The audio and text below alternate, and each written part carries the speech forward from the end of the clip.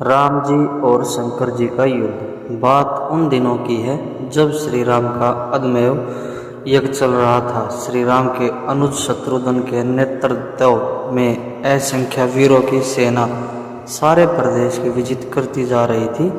यज्ञ का अशव प्रदेश प्रदेश जा रहा था। इस क्रम में कई राजाओं के द्वारा यज्ञ का घोड़ा पकड़ा गया, लेकिन अयोध्या की सेना के आगे उन्हें झुकना पड़ा।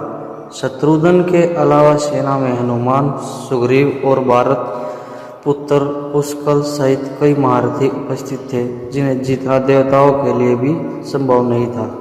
कई जगह भ्रमण करने के बाद यज्ञ का घोड़ा देवपुर पहुंचा, जहां राजा वीरमणि का राज्य था। राजा वीरमणि अत्यंत धर्मनिष्ठ तथा श्री राम एवं महादेव के अन्य भक्त थे। उनके दो पुत्र रक्मागध और शुभंगद वीरों में श्रेष्ठ थे। राजा वीरमणि के भाइयों वीर सिंह की भी एक महारथी थी।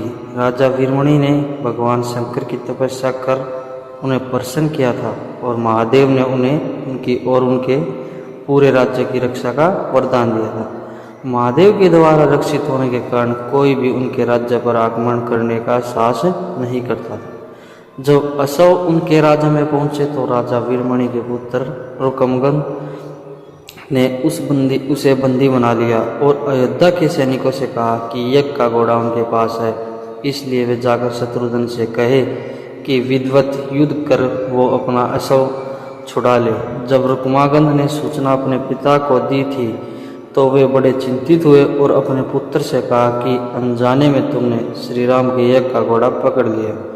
श्री राम हमारे मित्र हैं और उनसे शत्रुता करने का कोई औचित्य नहीं है, इसलिए तुम यज्ञ का घोड़ा वापस लौटाओ। इस पर रुकमागंध ने कहा कि ए पिताश्री, मैंने तो उन्हें युद्ध की चुनौती भी दे दी है। अब उन्हें बिना युद्ध के अशव लौटना हमारा और उनका दोनों का अपमान होगा। अब तो जो हो गया है उसे बदला नहीं जा सकता, इसलिए आप मुझे युद्ध की आज्ञा दे। पुत्र की बात सुनकर वीरमणि ने उसे सेना सुदृढ़ करने की आज्ञा दे दी। राजा वीरमणि अपने भाई वीर सिंह और अपने दोनों पुत्र रक्मागंध और शुभागंध के साथ विशाल सेना लेकर युद्ध क्षेत्र में आ गए। इधर जब शत्रुघ्न की सूचना मिली कि उनके यज्ञ का घोड़ा बंदी बना लिया है तो वो बहुत क्रोधित हुए एवं अपनी पूरी सेना के साथ युद्ध के लिए युद्ध क्षेत्र में आ गए। उन्होंने पूछा कि उनकी सेना से कौन अशव को छुड़ाएगा, तो भारत पुत्र पुष्कल ने कहा कि तातश्री आप चिंता न करें, आपके आशीर्वाद और श्री राम के प्रताप से मैं जो आज ही इन सभी योद्धाओं को मारकर अशव को मुक्त करता हूँ। वे दोनों इस प्रकार बात कर रहे थे कि पवनसुत हनुमान ने कहा कि राजा वीरमणि के राज्य पर आक्रमण करना स्वयं परमपिता ब्रह्मा के लिए भी कठिन है, क्योंकि ये नगरी महाकाल द्वारा रक्षित है। अंत उचित यही होगा कि पहले हमें बातचीत द्वारा राजा वीरमणि को समझाना चाहिए, और अगर हम न समझा पाए तो हमें श्री राम को सूचित करना चाहिए। राजा वीरमणि श्री राम का बहुत आदर करते हैं, इसलिए वे उनकी बात नहीं टाल पाएंगे। हनुमान की बात सुनकर श्री शत्रुघ्न बोले कि हमारे रहते अगर श्री राम को युद्ध भूमि में आना पड़े, ये हमारे लिए अत्यंत लज्जा की बात है। अब जो भी हो हमें युद्ध तो करना ही पड़ेगा। यह कहकर वे सेना सहित युद्ध भूमि में पहुंच गए। भयानक युद्ध छिड़ गया। भारत पुत्र पुष्कल सीधा जाकर राजा वीरमणि से भिड़ गया। दोनों अतुलनीय वीर थे। वे दोनों तरह तरह के शस्त्रों का प्रयोग करते हुए युद्ध करने लगे। हनुमान राजा वीरमणि के भाई महापराक्रमी वीर सिंह से युद्ध करने लगे। रुकमागंध और शुभागंध ने शत्रुघ्न पर दावा बोल दिया। पुष्कल और वीरमणि में बड़ा घमासान युद्ध हुआ। अंत में पुष्कल ने वीरमणि पर 8 नाराज बाणों से वार किया। इस वार का राजा वीरमणि सह नहीं पाए और मूर्छित होकर अपने रथ पर गिर पड़े। वीर सिंह ने हनुमान पर कई अस्त्रों का प्रयोग किया, पर उन्हें कोई हानि न पहुंचा सके। हनुमान ने एक विकट पेड़ से वीर सिंह पर वार किया। इससे वीर सिंह रक्तवमन करते हुए मूर्छित हो गए। उधर श्री शत्रुघ्न और राजा वीरमणि के पुत्रों में असाधारण युद्ध चल रहा था। अंत में कोई चारा न देखकर शत्रुघ्न ने दोनों भाइयों को नागपाश में बांध लिया। अपनी विजय देखकर शत्रुघ्न की सेना के सभी वीर सिंहनाद करने लगे। उधर राजा वीरमणि की मूर्छा दूर हुई तो उन्होंने देखा कि उनकी सेना हार के कगार पर है। यह देखकर उन्होंने भगवान रुद्र का स्मरण किया।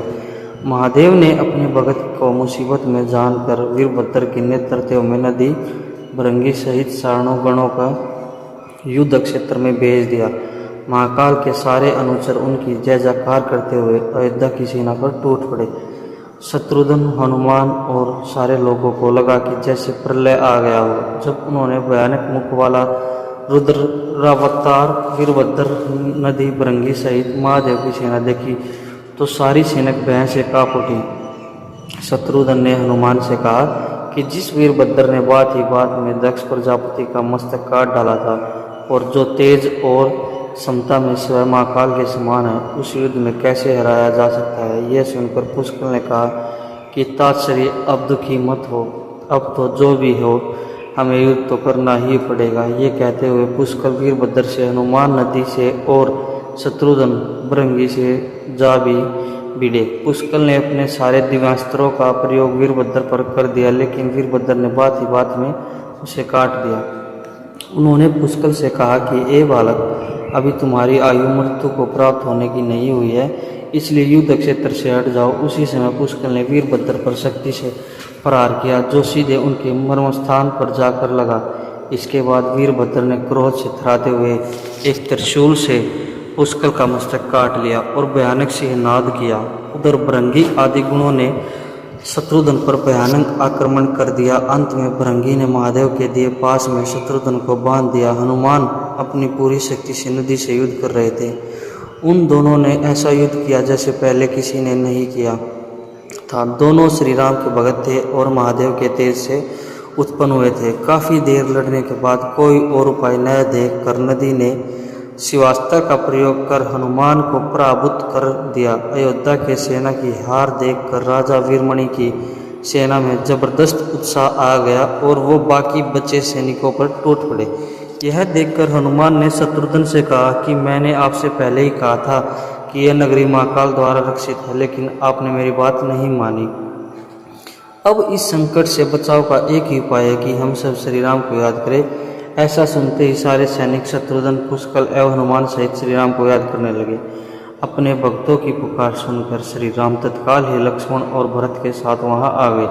अपने प्रभु को आया देख सभी हर्षित हो गए एवं सबको यही विश्वास हो गया कि अब हमारी विजय निश्चिंत है। श्री राम के आने पर जैसे पूरी सेना में प्राण का संचार हो गया। श्री राम ने सबसे पहले शत्रुघ्न को मुक्त कराया और उधर लक्ष्मण ने हनुमान को मुक्त करा दिया। जब श्री राम, लक्ष्मण और भरत ने देखा कि पुष्कर मृत्यु को प्राप्त हो चुके हैं तो उन्हें बड़ा दुख हुआ। भरत तो शोक से मूर्छित हो गए। श्री राम ने क्रोध में आकर वीरभद्र से कहा कि तुमने जिस प्रकार पुष्कर का वध किया है उसी प्रकार अपने जीवन का भी अंत समझो। ऐसे कहते हुए श्री राम ने सारी सेना के साथ शिवगुणों पर धावा बोल दिया। जल्दी ही उन्हें यह पता चल गया कि शिवगुणों पर साधारण अस्त्र बेकार है, इसलिए उन्होंने महर्षि विश्वामित्र द्वारा प्रदान किए दिव्यास्त्रों से वीरभद्र और नदी सहित सारी सेना को विदीर्ण कर दिया। श्री राम के प्रताप से पार न पाते हुए सारे गणों ने एक स्वर में महादेव का आह्वान करना शुरू कर दिया। जब महादेव ने देखा कि उनकी सेना बड़े कष्ट में है तो वे स्वयं युद्ध क्षेत्र में प्रकट हुए। इस अद्भुत दृश्य को देखने के लिए परमपिता ब्रह्मा सहित सारे देवता आकाश में स्थित हो गए। जब महाकाल ने युद्ध क्षेत्र में प्रवेश किया तो उनके तेज से श्री राम की सारी सेना मूर्छित हो गई। जब श्री राम ने देखा कि स्वयं महादेव रण क्षेत्र में आए हैं तो उन्होंने शस्त्र का त्याग कर भगवान रुद्र को दंडवत प्रणाम किया एवं उनकी स्तुति को उन्होंने महाकाल की स्तुति करते हुए कहा कि ये सारे ब्रह्मांड के स्वामी, आपके ही प्रताप से मैंने पराक्रमी रावण का वध किया है। आप स्वयं ज्योतिर्लिंग में रामेश्वर में पधारे। हमारा जो भी बल है वो भी आपके आशीर्वाद के फलस्वरूप ही है। यह जो अश्वमेघ यज्ञ मैंने किया है वो भी आपके ही इच्छा से ही हो रहा है, इसलिए हम पर कृपया करें और इस युद्ध का अंत करें। यह सुनकर भगवान रुद्र बोले कि हे राम, आप स्वयं विष्णु के दूसरे रूप हैं, मेरी आपसे युद्ध करने की कोई इच्छा नहीं है। फिर भी चूंकि मैंने आपके अपने भगत वीरमुनि को इसकी रक्षा करने का वरदान दिया है, इसलिए मैं उसकी युद्ध से पीछे नहीं हट सकता। अंत संकोच छोड़कर आप युद्ध करें। श्री राम ने इसे महाकाल की आज्ञा मानकर युद्ध करना शुरू कर दिया। दोनों में महान युद्ध छिड़ गया, जिसे देखने देवता लोग आकाश में स्थित हो गए। श्री राम ने अपने सारे दिव्यास्त्रों का प्रयोग महाकाल पर कर दिया, पर उन्होंने संतुष्ट नहीं कर सके।